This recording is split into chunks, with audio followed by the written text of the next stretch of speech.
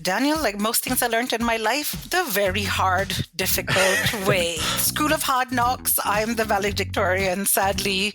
Doesn't make things easy, but I never forget a lesson once I've learned it. And so, in one of my previous jobs, I got hired and I was told to go out and, sort of engage with different customers. At one point, I was finding myself doing like 8 to 12 customer engagements every single week. And I'm like, I am spending just ridiculous amounts of money, like flying and traveling everywhere. I'm repeating the same thing time and time again. And what is it for? What is it doing? And we were no doubt well-loved, well-liked, but our team couldn't sustain the funding because we couldn't show really results at the end of the day. Welcome to How I Made It in Marketing from Marketing Sherpa.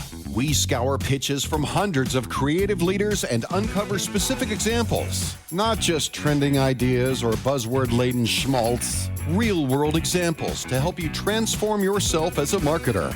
Now, here's your host, the Senior Director of Content and Marketing at Marketing Sherpa, Daniel Burstein, to tell you about today's guest. You know too much. You know too much. No, I'm not reading dialogue from a spy movie. I mean, in your role as a marketer, you know too much about your product or service or whatever you're asking your customer to do. And it makes it hard for you to see your advertising and your conversion funnel through the customer's eyes. Or as my next guest put it in her podcast guest application, be mindful of the curse of knowledge, which could also make a pretty good movie title, maybe a mystery. Here to share the story behind that lesson, along with many more lesson-filled stories, is Virji, the principal consultant of content solutions at LinkedIn and author of the book, High Impact Content Marketing. Thanks for being here, Purna. Thanks for having me, Daniel. I'm excited. Let's take a quick look at your background so people understand who I'm talking to. Way back when you started out, you were a producer of student voices on PSTV, which is at the Annenberg Public Policy Center at the University of Pennsylvania. So started in content very, very young. You've been, among other things, director of communications for Pet Plan Pet Insurance North America. You've been a senior manager of global engagement at Microsoft. And for the past 3 years, Purna has been at LinkedIn, where she is now principal consultant of content solutions. I mentioned LinkedIn and Microsoft as separate organizations, but of course, LinkedIn is owned by Microsoft. And fun fact, Microsoft recently surpassed a $3 trillion market value, and LinkedIn recently crossed 1 billion members. Purna herself, yes, congratulations. Purna herself, she functionally manages a global cross-functional team of 16. So, Purna, give us a sense. What is your day like as principal consultant of content solutions working with that team? Well, I have the good fortune of being able to lead the Customer Science, which is the org that I sit in under LinkedIn, our flagship customer empowerment program. So I get to work with incredible teams such as sales, our insights, our B2B Institute, and to create a global program that helps educate, empower, and uplift our customers and prospects on LinkedIn. So most of my day-to-day is just getting ready for the next season as we're creating these like live events with follow-up, or I'm meeting with sales to understand some of the challenges, hearing a little bit more about what customers say, and then just connecting with my team and hearing their incredible, brilliant ideas that we can put into play to drive more impact for our audiences. I always think that's a fun place to be in an organization where you can hear directly from customers, isn't it? Because I mean, there's all these people working in the organization, they're building this thing, they don't always know what's going on, but you get to hear from these customers every day, it sounds like. I make sure I find a way to hear from customers. So whether it's directly through like one-to-one, one-to-many engagements with customers, or whether it's working with sales and, actually living the sales and marketing alignment, best practice advice to hear, like, what are you hearing? Like, what are the biggest questions of the people you talk to have? What are the concerns? How are they thinking about approaching their marketing? And that, once you hear from customers, once you hear from sales, as a marketer, your pitches, your content, they practically write themselves. That's awesome. Well, we're going to unpack your career. Thanks for letting us go through it to see how you got to where you are today. And most importantly, to see what our audience can learn from it. So first, let's take a look at some lessons from the things you made. I've said before, I've never been in another industry. I've never been like a podiatrist or an actuary, but one great fun thing as marketers is we get to make things. So your first lesson is, I mentioned this in the open, be mindful of the curse of knowledge. It sounds scary. What is the curse of knowledge and how did you learn this lesson?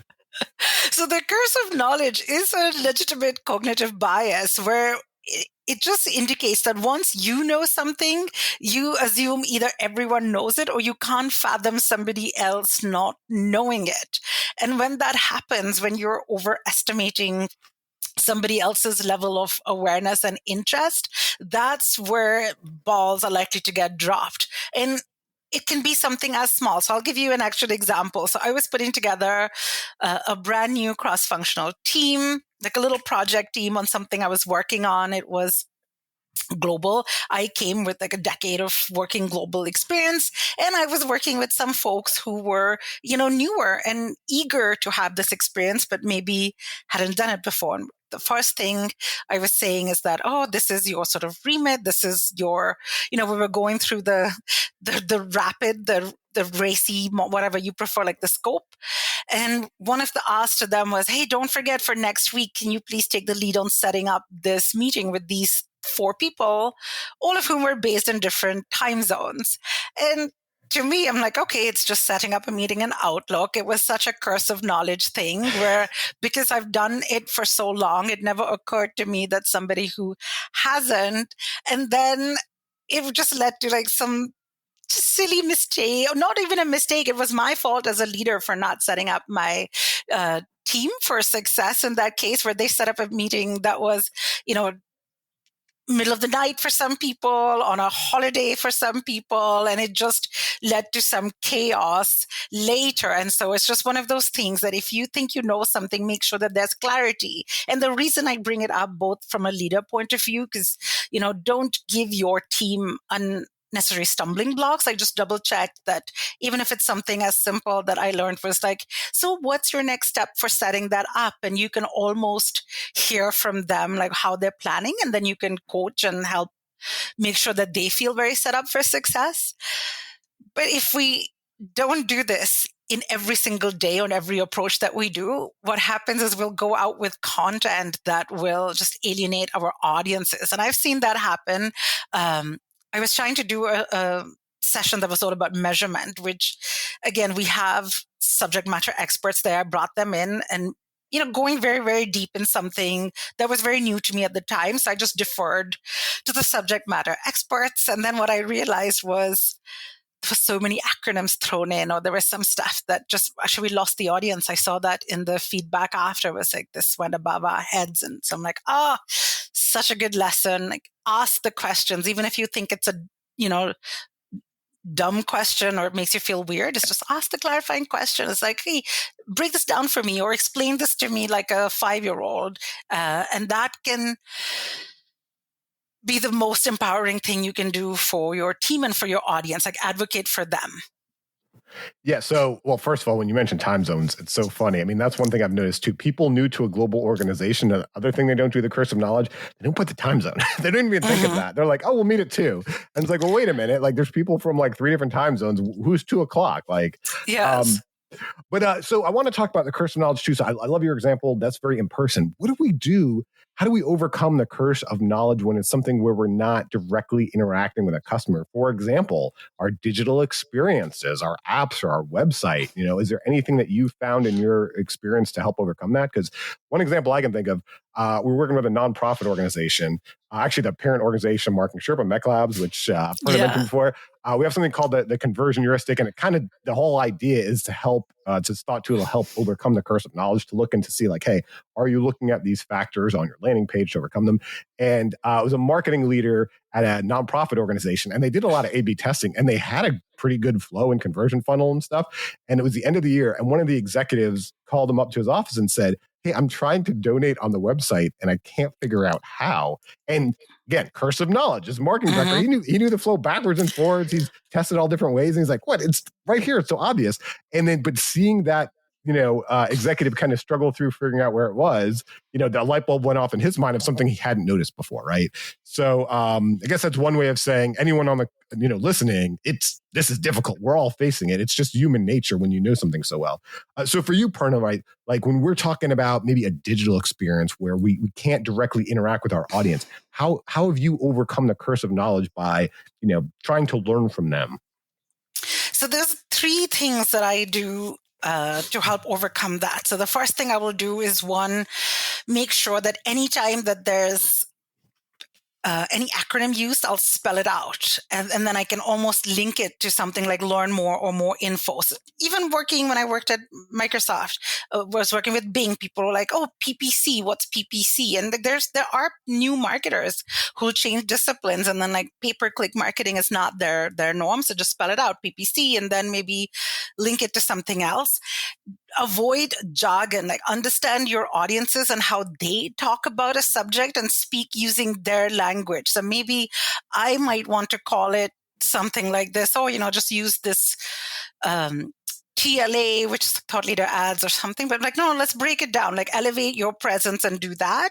And then the third thing I'll do is I aim for my writing to be not higher than a 6th grade writing level. In fact, research time and time again has found that it's the much more inclusive and accessible things to do, because the simpler your message, the easier it is to understand for most people. But also, if we think about our audiences, there's people who maybe the language you're creating content in is not necessarily their first language. And so if you use, words like utilize, just switch it to use words like leverage. Just, don't use these like big jargony words. Like try to simplify. And that is what can provide a much better, friendlier user experience. Yeah, you mentioned pay-per-click. I remember this was back in the early days of digital marketing, but we're doing something which was audio. I forgot what it was. We got some follow-up email from someone asking about pay-per-click, and that person spelled it Paper. Pay-per-click. I've heard paperclip as well. So that was paperclip. Yeah. And I was like, no, it's pay-per-click. And yeah, so it's like we assume because we live and breathe it every single day, but our audiences in general are just not paying attention to it with that level of interest, right? They're going about their day. Like does it hit? Does it resonate? No. And so I've always learned, like, meet people where they're at. And the example that I always share with my team is that if you're sharing what you do, would you change it if you were talking to like a 10-year-old versus a fellow marketer? And they're always like, yep. So I'm like, exactly. Like, try to understand the level of awareness and interest your audience has and meet them where they're at, because your content is never about you. It's always about your audience. And that's such a big lesson that I find that I have to repeat constantly at work or even to fellow marketers. Yeah, it's true. And have empathy for lack of a better word than newbie. I mean, there was a point where, when you're creating, like we're creating marketing content all the time, we're trying to keep getting it better and better and just like, impress the top level marketer, make it, so, amazing for that, like really experienced marketer. And then at one point I rolled out some marketing 101 content. That did the best because there were a lot of people who just want to know the basics, and you forget when you're in it a certain amount of time, right? You're not, as you said, I like the 6th grade level of content, right? You're looking at like, oh, who's that like PhD level, right? I want to impress that person versus that's not most of your audience, probably for most audiences. But along the lines of that is making sure you understand what your goal is going in. Why are you creating this content? What are you trying to do with it? And one of your lessons is have a measurement plan in place before even creating content. So how have you learned this lesson? How have you done this in your career, Perna? Daniel, like most things I learned in my life, the very hard, difficult way. School of Hard Knocks, I'm the valedictorian, sadly. Doesn't make things easy, but I never forget a lesson once I've learned it. And so, in one of my previous jobs, I got hired and I was told to go out and, sort of engage with different customers. At one point, I was finding myself doing like 8 to 12 customer engagements every single week. And I'm like, I am spending just ridiculous amounts of money, like flying and traveling everywhere. I'm repeating the same thing time and time again. And what is it for? What is it doing? And we were no doubt well loved, well liked, but our our team couldn't sustain the funding because we couldn't show really results at the end of the day. They're like, oh, you're spending thousands and thousands every single week, every single month, not week, but going around to different places, different customers. Sales likes working with you, but like, what's the money? What's the revenue impact? And then we actually had our team got downsized, and it was such a terrible lesson. And I've always learned that even when I was startup, like one of the biggest things we would do with our limited tiny budget was like, oh, let's just test that. Let's just test everything. Like you've heard so many, I'm sure working with, especially with what you do with Marketing Sherpa, it's like, oh, people are like, let's just test that or always be testing. And it's like, no, testing has an opportunity cost as well. So you want to be much more deliberate and strategic in your efforts. There needs to be a clear why.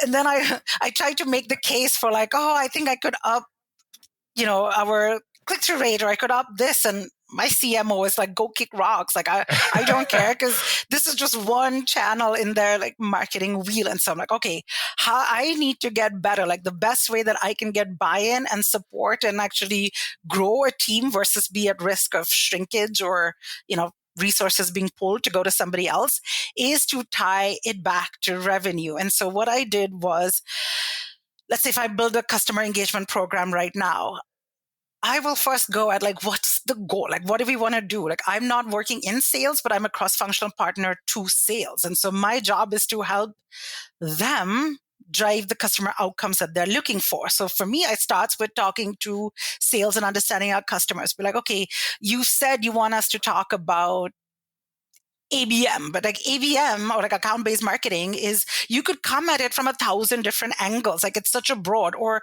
sometimes we'd be like, our customers have questions about measurement. Like, what does it mean? Like, what are the actual questions, and what questions, if we answered, would drive the most business impact for you? And so now, before we even create any content, I have this whole brief, the model and I work with the sales, a few sales advisors to help me knock it. So I'll be like, okay, we want to talk about account-based marketing. Like, what are the big questions that they're asking? What's the core outcome? Because every content we put out, it needs to drive one behavior change, right? Whether even it is like, go read something else or go a little further down the funnel or remember us, it's got to have a next step. So I'm like, what's the next step that we're trying to drive? And so maybe we want people to do an A/B test of ABM campaigns or set up a one-to-one ABM campaign. Then how will we measure that based on that outcome? And if I have those goals in place, then when I create my content, I have a North Star that I can go double check back. Like, oh, if I include these slides in my deck, does that go back and address our goal? Is that going to help them? And when we create it with that in mind, it's so much easier. It makes it less subjective. It makes it very objective in what I have to create. And I can go back and be like, I am doing X, Y, and Z. And for each of them, here's the outcome it's going to drive. And guess what? I now get so many more people excited and wanting to invest in the content or in my programs and support it. And it helps drive a lot more sort of buy-in internally, as well as it hits the goals that it has to reach, because we had the clear goal. Is it a pain in the neck to spend, a few days getting that exactly mapped out before we create content? Yes. Is it so much easier and tempting to just go create the content first and come back? Also, yes. But is it worth taking that time and doing that sort of due diligence beforehand? Heck, yes. Like, don't do it any other way. Like, I wouldn't create content any other way without knowing, here's what I'm trying to do. Here's the audience. Here's how I'll add value for them. And here's how I'll add value for me, my business. So I like where you're coming from, setting those goals ahead of time, having almost a value proposition for what you're creating ahead of time. Totally agree.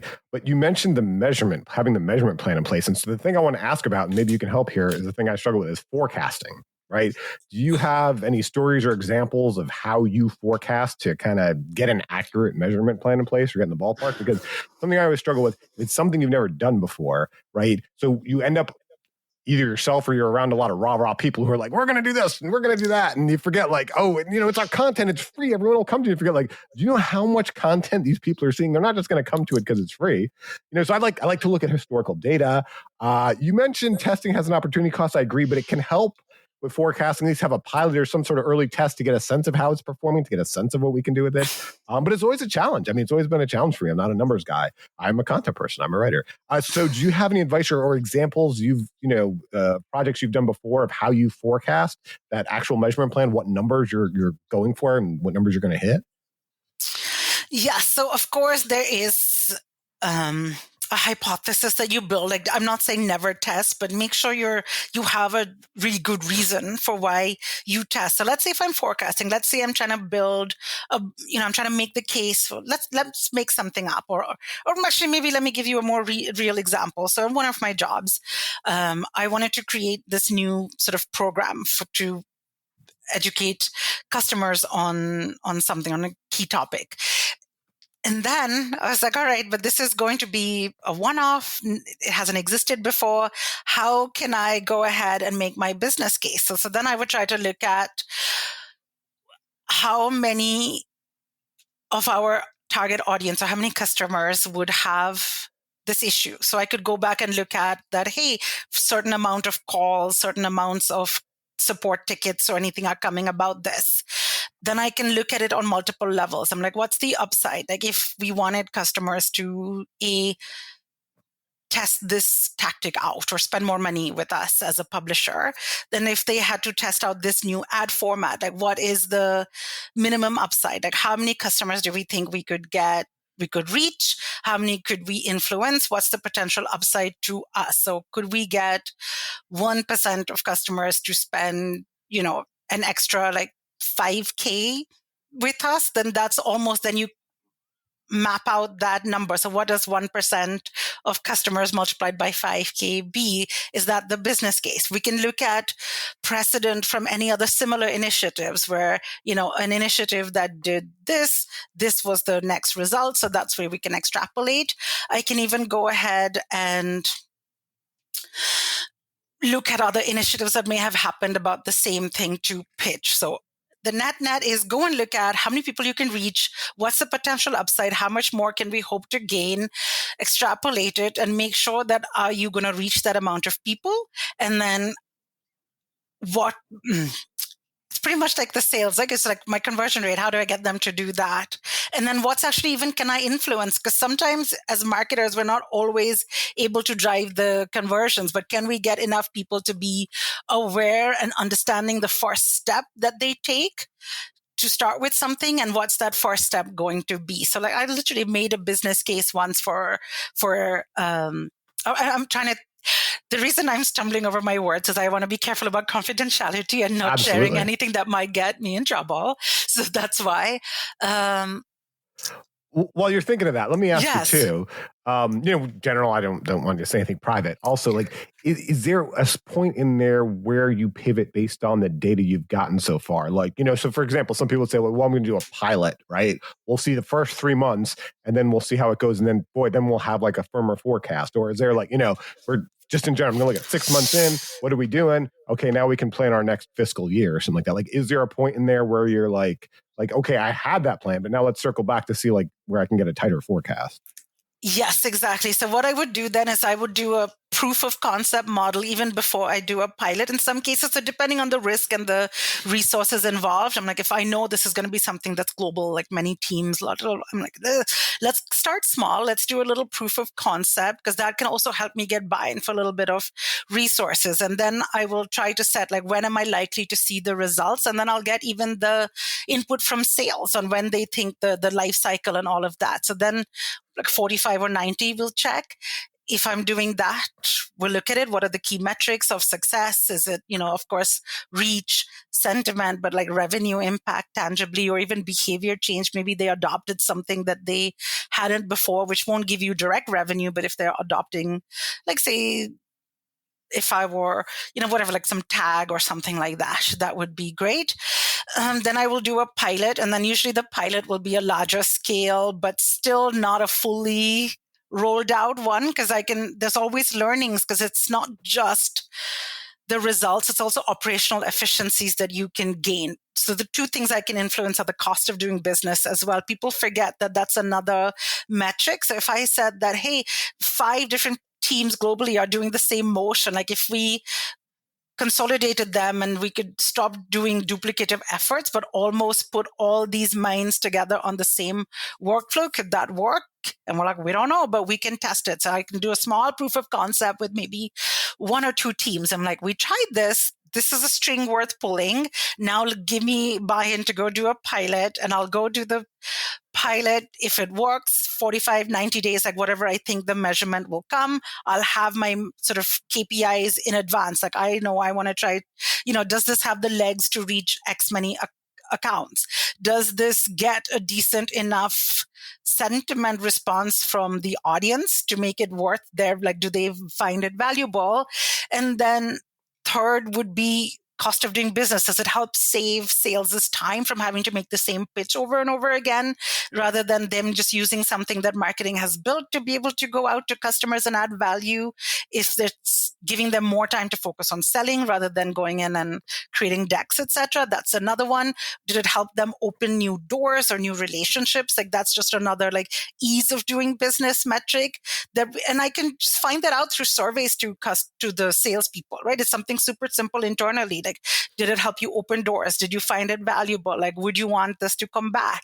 And if they have, then I'll go in and look at like, oh, this worked well. Or in theory, it would have worked like this, but when we executed, we learned that it's actually better to do it this other way.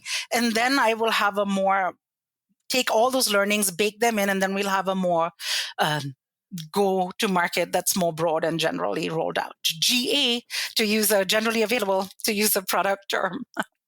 No, I like that. Well, I like because, a lot of people when they're working with the B2B sales team, it's just pipe, right? It's pipe, it's MQL, it's marketing qualified leads. Boom. So I like that you're bringing in some other metrics here that we can consider as well.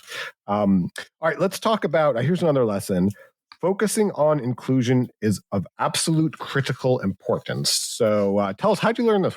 How'd you do this in your career, Purna? Well, it was something that, look, I'm not only a woman in tech, I'm a woman of color, I'm an immigrant. Like I've been the only, or like the double only in rooms. And for all of us, I think no matter what sort of place or walk of life you come from, like we've all at one point or the other felt othered, and it's just not a good feeling. So in terms of just wanting to make it the right thing to do, it's that.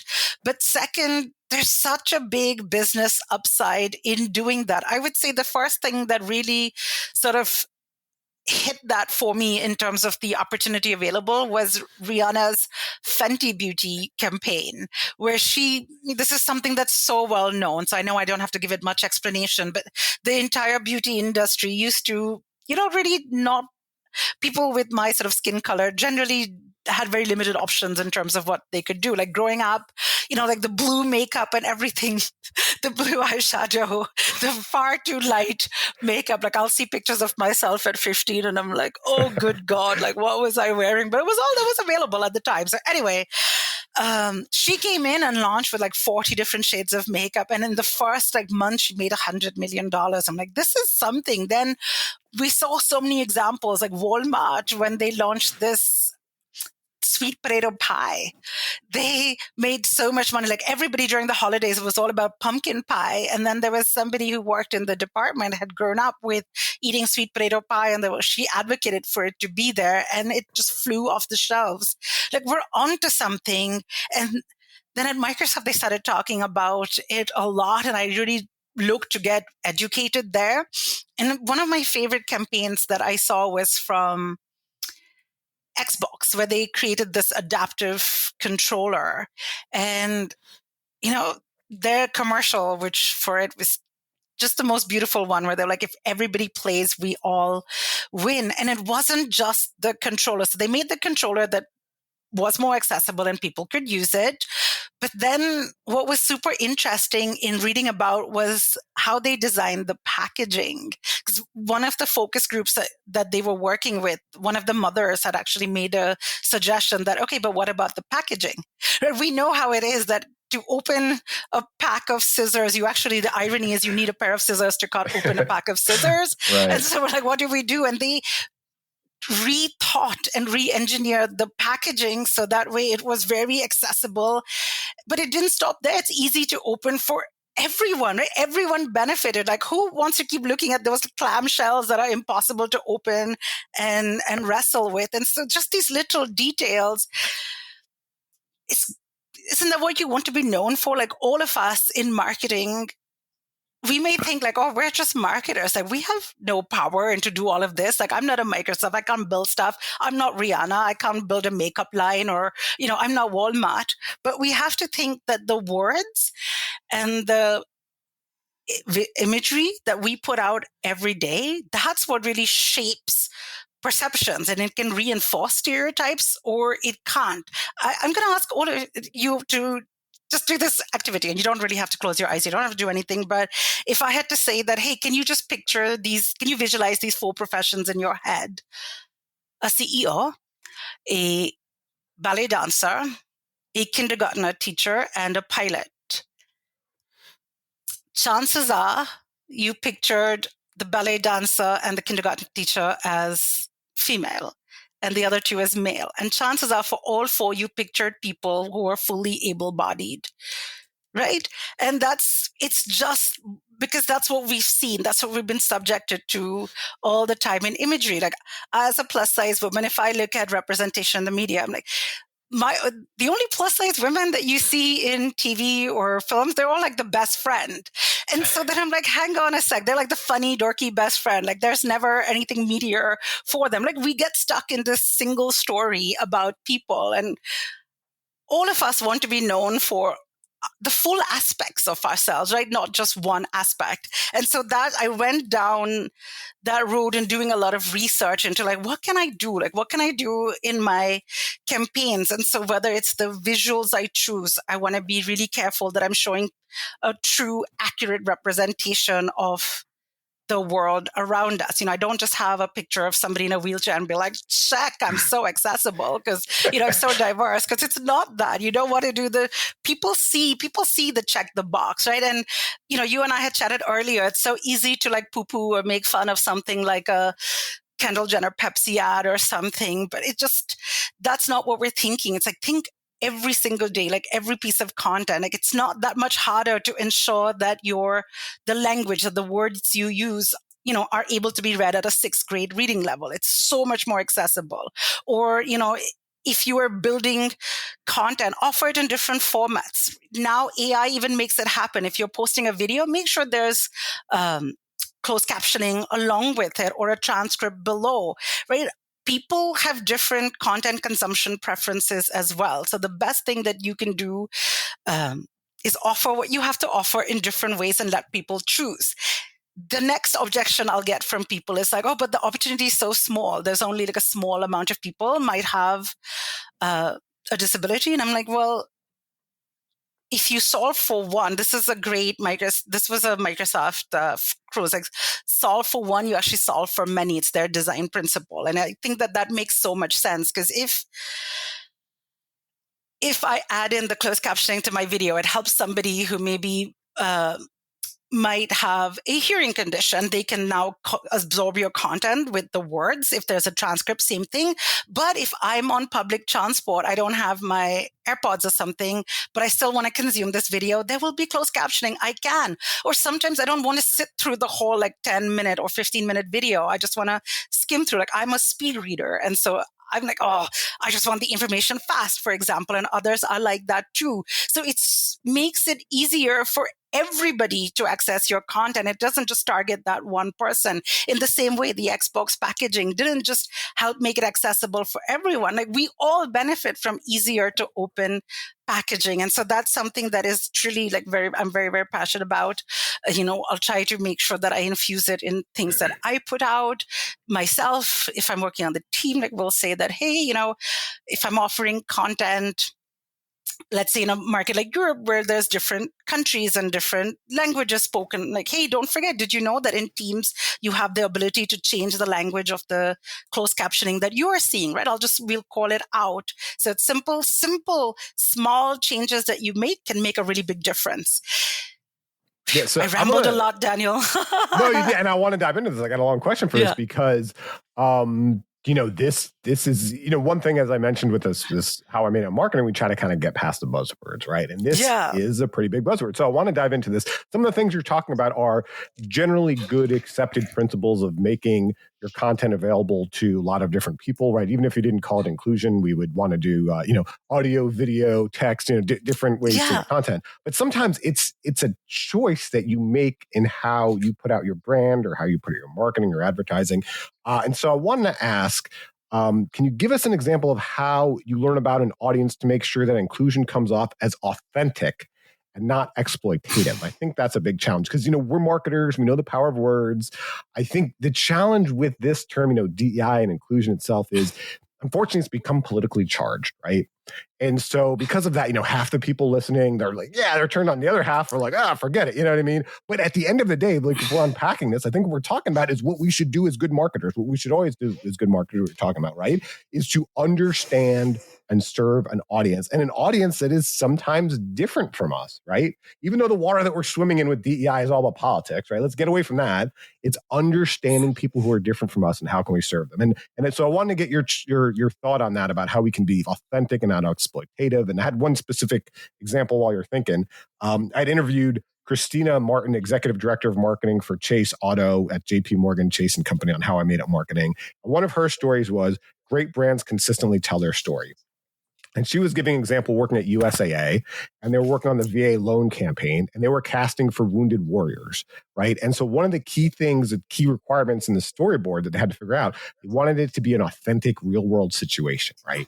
Because that's what we want to do with everyone. Like, nobody, there's that fine line, right? Between feeling like, oh, I am included and a company sees me, a brand sees me, I'm being communicated to, versus I'm being used as a prop, right? Or a gimmick, or they're just trying to, increase their sales or something like that. So have you, dealt with that? Have you figured that out, to figure out how to learn about someone who may be different from yourself to include them, to be authentic to their true self, versus, again, making them feel exploited, like they're just being sold to? 100%. And I think the secret, and it's simple, which doesn't necessarily mean it's easy to do, but it is really simple, which is try to talk to and learn about the different groups you serve. Because sometimes you may make us, going back to the curse of knowledge. So let me connect the two dots. I'll give you a case where we were working with a customer who was it was a cruise line, and they were trying to sort of offer up and reach the LGBTQ community. And so I am not personally of the community, but I'm very much supportive and a big, strong ally. So then me going in with my curse of knowledge between like, oh, I want to make sure like I sound very accurate. And I was trying to think about some keyword research for them. Again, this is going back a few years. And I remember being like, LGBTQ plus cruises was, I thought, the very big keyword to use. And then I just sanity checked it with a teammate on the project as well. And she looked at me and she's like, Purna, we don't type like that, right? We would just type gay-friendly cruises. And I'm like, oh my gosh, that is so important. It was such a good learning where you, not for us, without us, really should be the concept, where if you're trying to create something for a certain demographic, like, make sure it's very authentic. And one of my favorite examples is an ad from Cadbury, the chocolate company, where they involved people of the community. So it was for Cadbury Fingers, which is one of their like chocolate covered cookie things with shape of fingers in the UK. And they were trying to do a campaign around to encourage people to learn British Sign Language as one of their sort of corporate campaigns.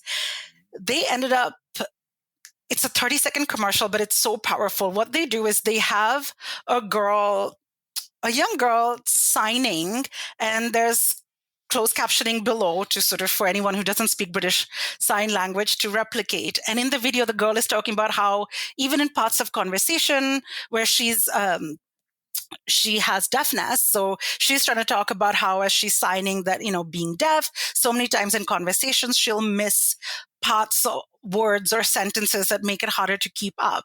And in the commercial, as they're showing her telling us this through sign language, parts of the closed captioning are getting covered up by different elements on the screen. So what we did as the watcher of that ad is it replicated the experience of her missing parts of the commercial of conversations because of that.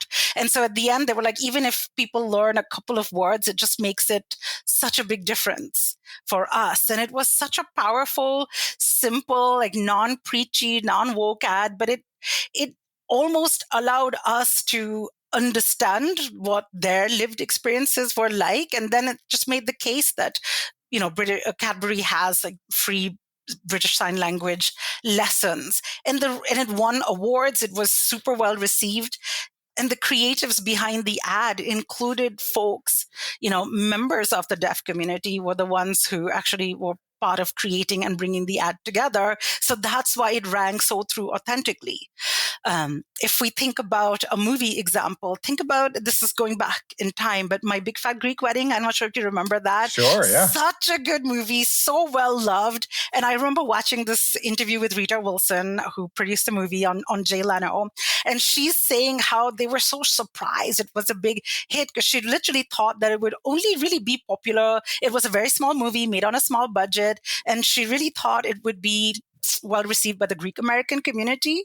But because it was so authentic and it was the stories that they told felt so true that so many people could resonate with it regardless. Like, I'm Indian and I'm like, oh my gosh, I totally have an aunt like Aunt Vula, or like my dad said these things to me. Like, we all fell in love with the family. We all related to them, despite I'm not Greek by any shape or form, but we all felt like we knew them or we could relate to an aspect of it. And so that's what you want your content to do. As your previous guest said, like, everything you put out builds your brand, whether it's even if it's a lead gen campaign, even if it's just a tweet, everything tells the story about who you are.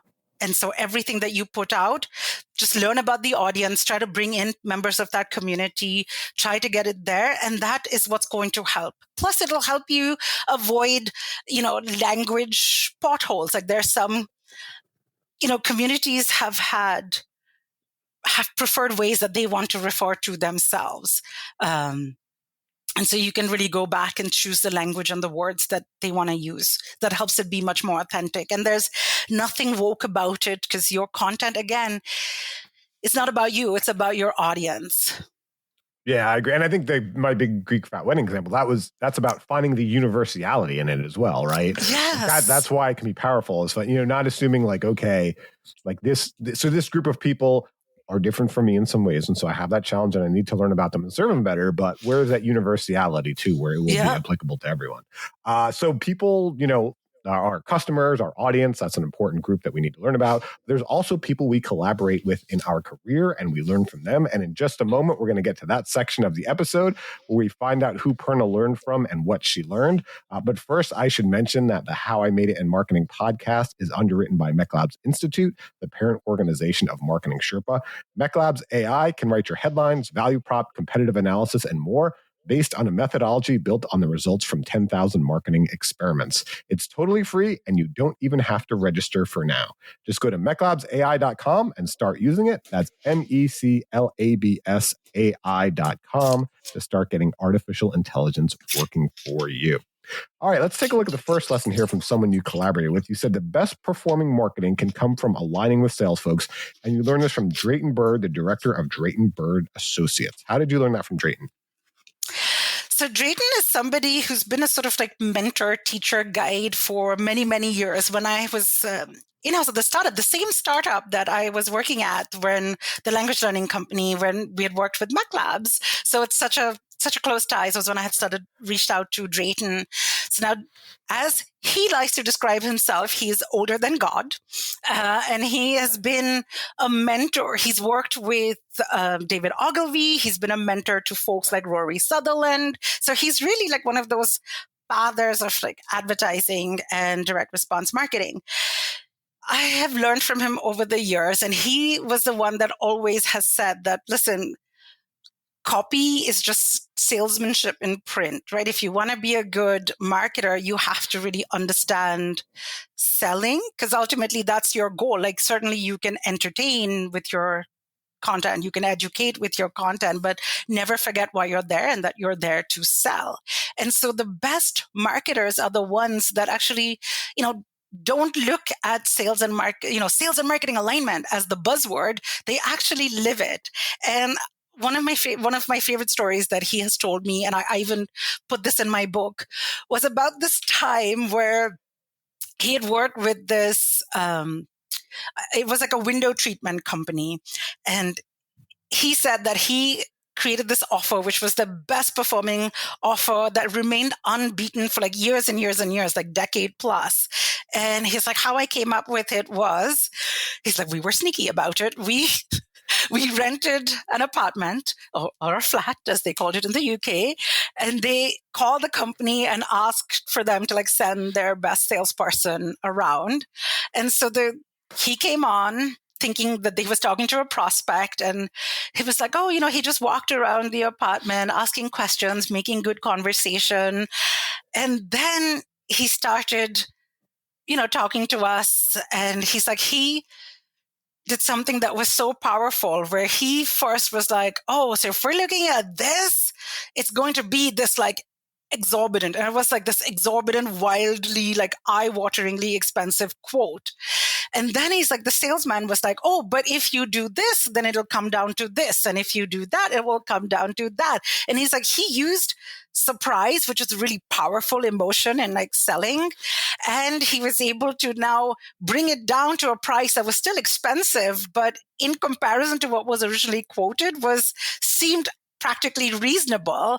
And he did that. And so he said, my copy that he created for the offer was literally a replication of that salesperson's conversation, how he did that. And that's what's worked time and time again. If you look at any quote from David Ogilvy, it's like, advertising, you're there to sell. Like, never forget why you're there to sell. And that, I think many marketers have this misperception that, especially with content marketing, right? It's a newer industry where they're like, oh, we're just here to turn companies into publishing engines, or, we can't sell in our content, or, it's just there to educate or entertain. But no, you're there. You want to have a clear next step. It's easy to make a lot of noise, but noise isn't success, right? Success is success. Your content has to work and add value for the business. Otherwise, what's the point of putting out random words? And so that was one of the biggest lessons that I learned from Drayton.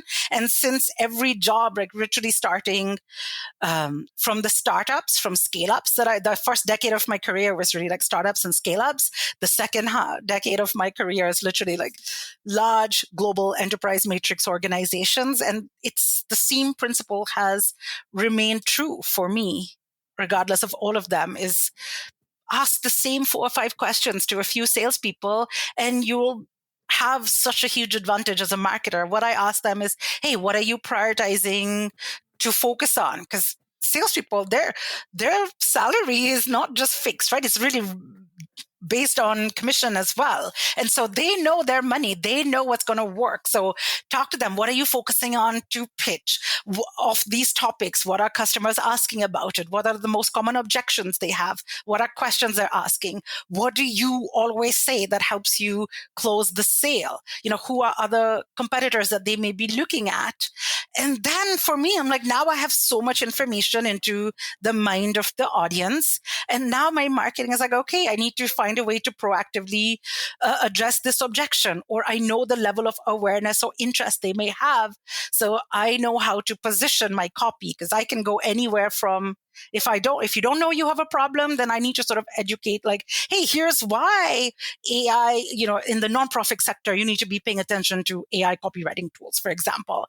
Maybe they weren't thought about it. Or I could come at it from a more like, they know about the problem, they know the solution, they just don't know you exist. And then I could do an awesome post, like a real one from a Microsoft blog, where they said, here are our product managers who built the AI's products. Listen, hear from them firsthand how they're using it to drive creativity and efficiencies in their day, right? It's just a different angle of selling that versus if somebody's like really ready to buy, you're shortlisted, then it's more like the case studies, your social proof. It's like, look at this. Here's what we did to go drive XYZ results. So if you understand this from your sellers about your audience, your content, you can find the right angle, you can find the right approach.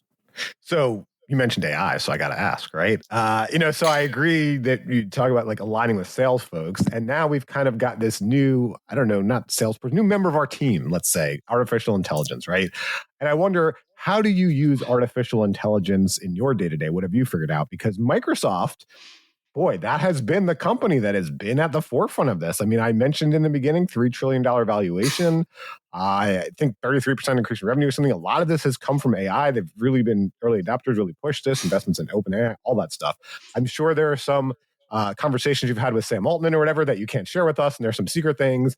But what can you share? How do you use AI in your day-to-day? How have you figured out using AI as a member of your team to create content, to learn about the customer, what have you?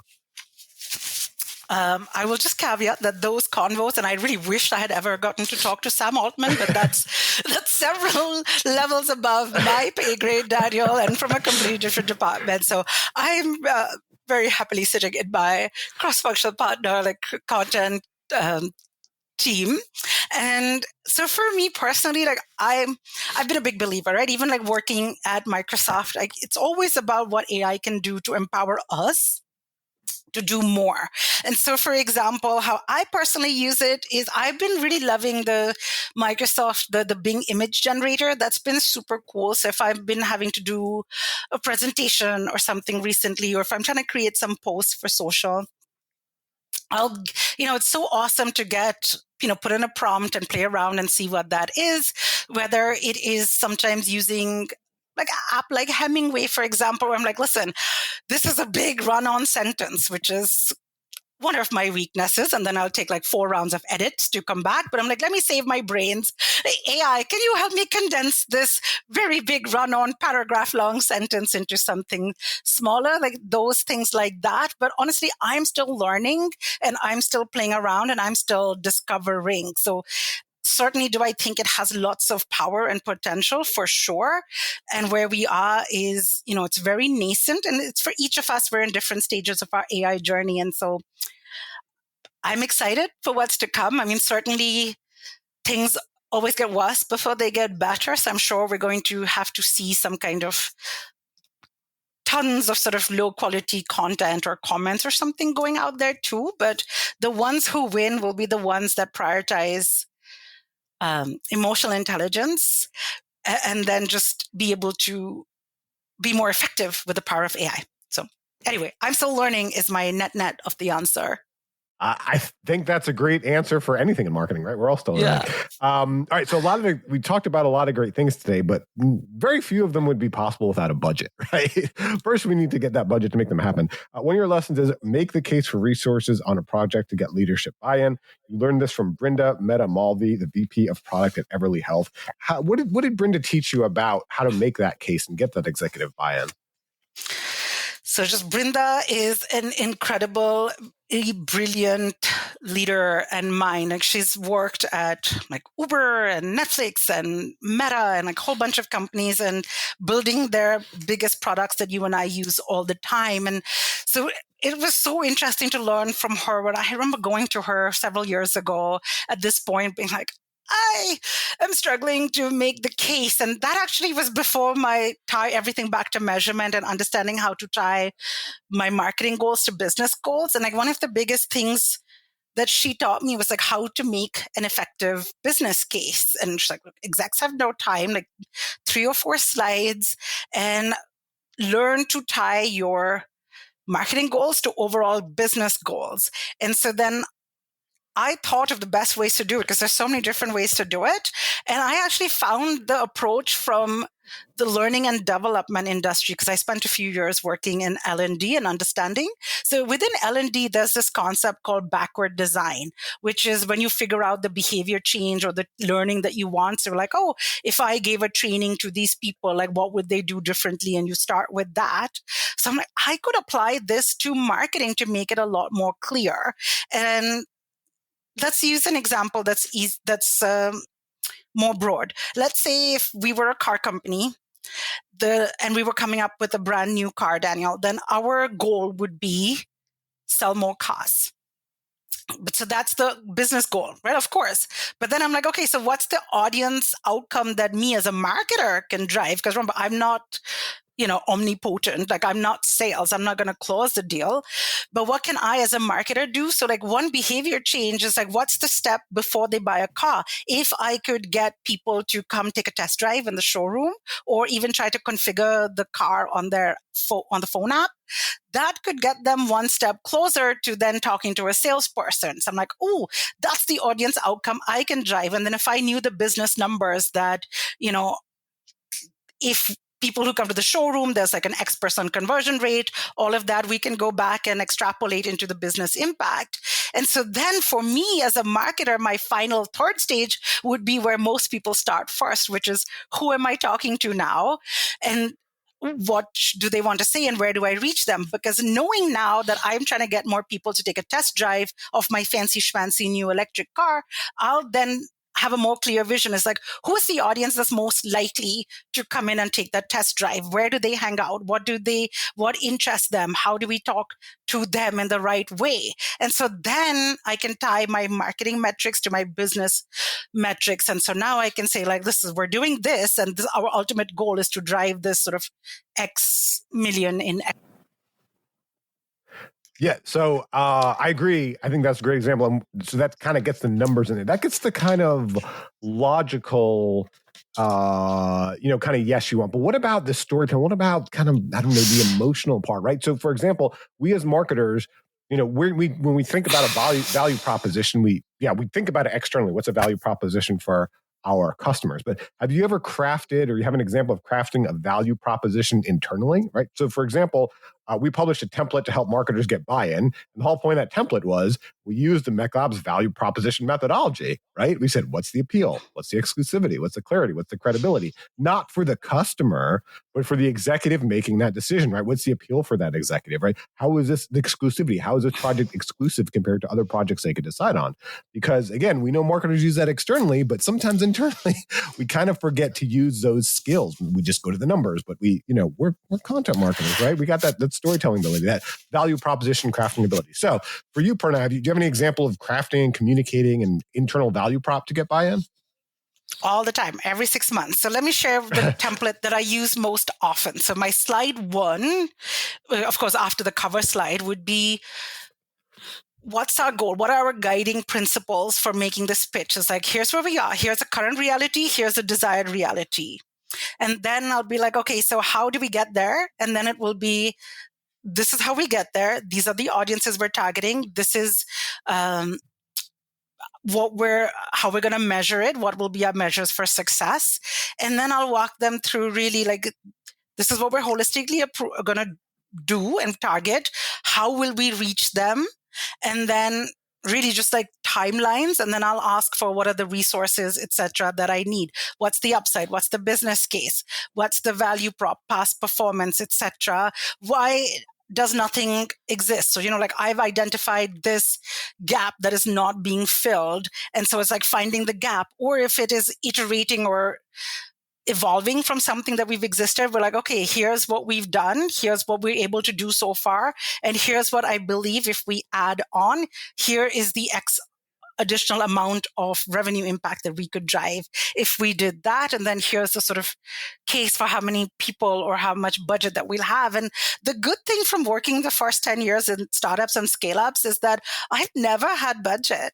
And so a lot of my cases, like I think one thing I specialize in is like just taking two pennies and rubbing them together and making them really look like $100.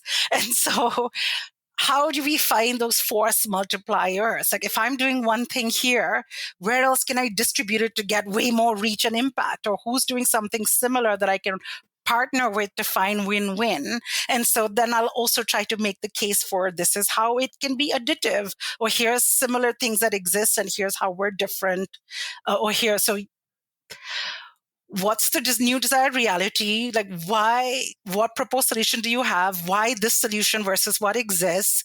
How will you get there? What's the timeline?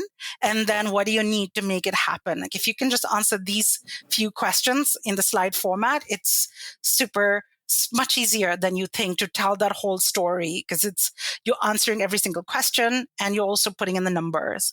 Well, one thing you said that really resonated with me was kind of like, why hasn't this been done before? And like doing that homework and understanding that is really important, because the worst thing you can do to an executive internally or to a client externally is you present that great idea you want to do. And they're like, yeah, we tried it and it didn't work. Right. And so sometimes it's true and you want to learn from it, but other times it's like, well, why didn't it work? It's not because of the idea. And I remember we were doing a value proposition workshop once with a home security company, right? And they had this TV commercial, and it was this very like kind of funny, jokey, like this burglar comes in, ha ha ha, and it was trying to get them to like, hey, we should try something else with the TV commercial. And they're like, no, we tested it. It's great. And so I was like, okay, let's unpack. How did you test it? And so when they used the word test, or that can mean a lot of things, they were talking about a focus group. And it was like, okay, so I can get how a focus group, you're paying them, you recruit them online or whatever you did, right? And like, okay, this is an entertaining commercial. It's a funny commercial. I could get how it would test high with them. But is that the target customer? Is a target customer someone who has been out of town, he gets home, his house has been broken into, his stuff has been stolen, he's looking at his family, is like, how can I protect them? What can I do? And then you see that ad, which is this jokey burglar, like, no, like that's not really testing it. So again, it's understanding. I love that. Okay, why hasn't this been done before? One, you might find out there's a good reason, and I need to pivot. I need to do something differently. Or two, you could find out like, well, they didn't really execute it in the way I'm talking about. And when I present to that executive or that client, they need to understand that difference in how we're executing it and why it didn't work before, right? So I really love that. I don't want to overlook the part of what you mentioned. Everyone needs to do that anytime they're going for buy-in. You really got to understand the lay of the land. But one last lesson here. If someone sends the elevator down for you, then it is your responsibility to send that elevator back down and lift others. And you learn this from Will Reynolds, the VP of Innovation at Sear Interactive. So how'd you learn this from Will? So funny story, I always called Will Reynolds and Rand Fishkin, formerly of Moz, now it's Park Toro. I call them both my Oprah. And the reason why is because you know how Dr. Phil and Rachel Ray and Dr. Oz like all went on Oprah's show first and then went out and got their own shows and built their own careers. And that is exactly what Rand and Will did for me, like going many, many years ago now at this point, a dozen plus years, where SEO Moz, as they were called at the time, was doing this road show in Philly, in the Philly area where I live.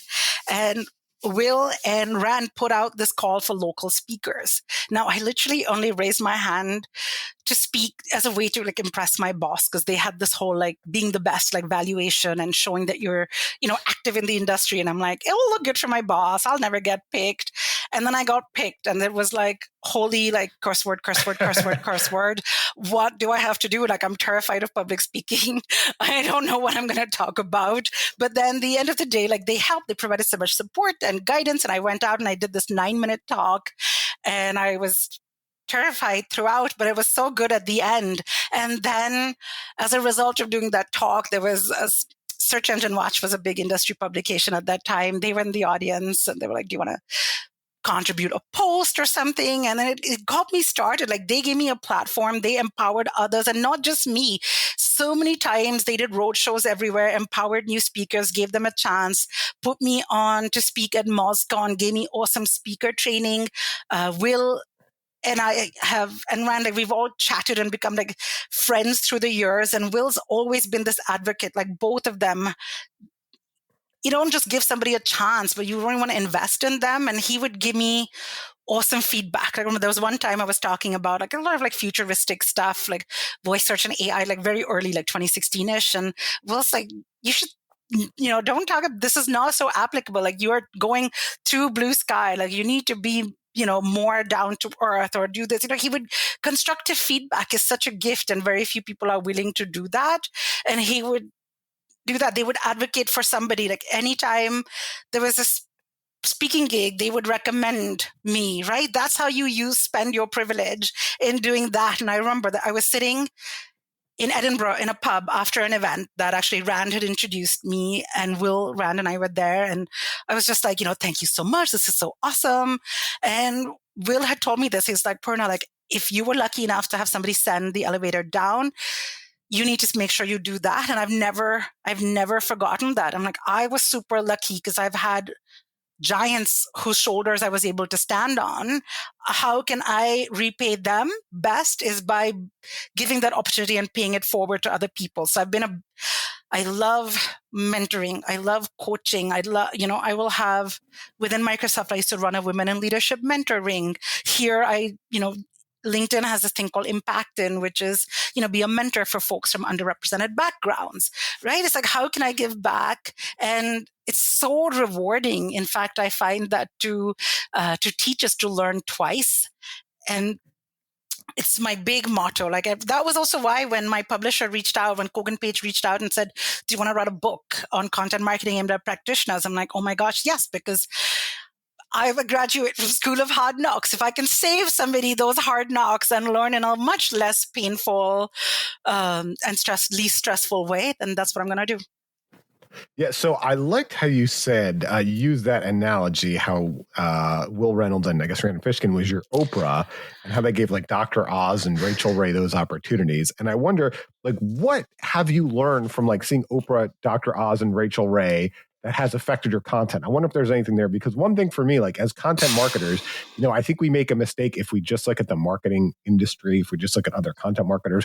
One place I really look is other creators. I mean, for me, it's stand-up comedians. I love that. I think we can learn a lot there. But I mean, seeing, again, like you said, Oprah, Dr. Oz, Rachel Ray, I mean, there's probably a lot of lessons we could learn there too. So I just wonder if, you threw those names out there, but is there anything you saw from them that has affected how you've created content?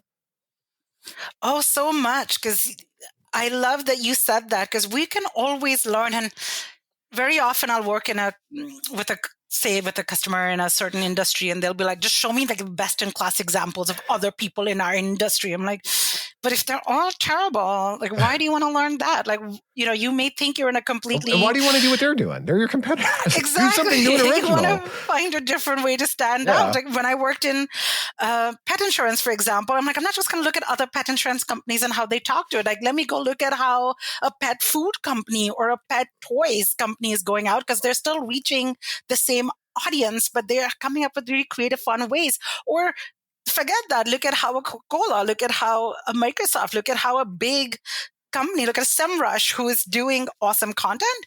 You can learn from them. There's always transferable skills and learnings that you can take. And so, for example, when I was trying to improve my public speaking skills, I hadn't found my public speaking style. It took me a while to find it. And what I did was I observe different speakers who I really enjoyed watching. And I'm like, what is it that they do that I really like or draws me to them? And my goal is not to copy them, but maybe if I can figure it out. So I was like Avinash Kaushik from Google formerly, right? He was the Google's analytics evangelist. I'm like, Avinash makes it funny. He tells stories. Like, he'll use words like sexy while talking about data. Like, he'll make it so compelling and relatable and fun. Or I looked at Joanna Lord, who's the CMO right now. She talks like it very humbly and with like passion and calm. Or, there's what are the different styles, and then I can find mine.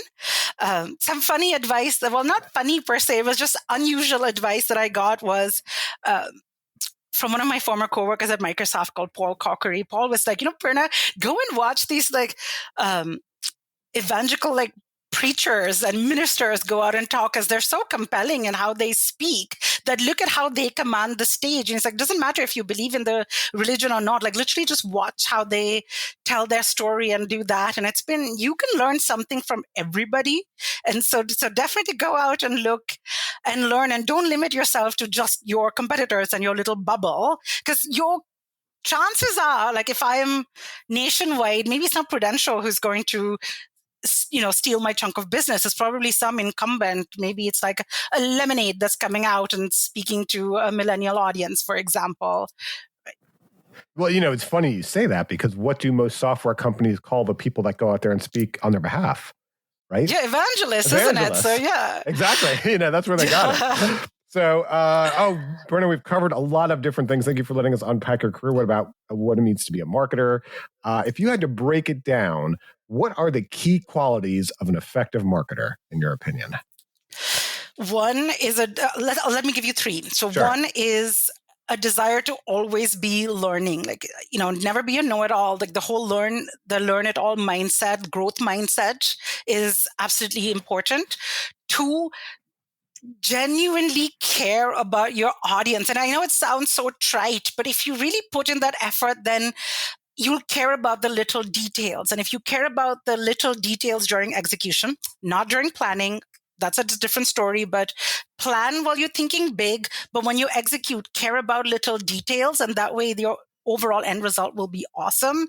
And the third one is think strategic, understand the business. Don't just be a niche expert in marketing, but really understand how the business works, where the business is at, what are the key drivers that, the overall corporate, whatever organization is trying to drive, and then see how you can map back, because you have a lot more power than you realize as a marketer. With, you may feel like you're in a silo creating the blog or working on the SEO on the side.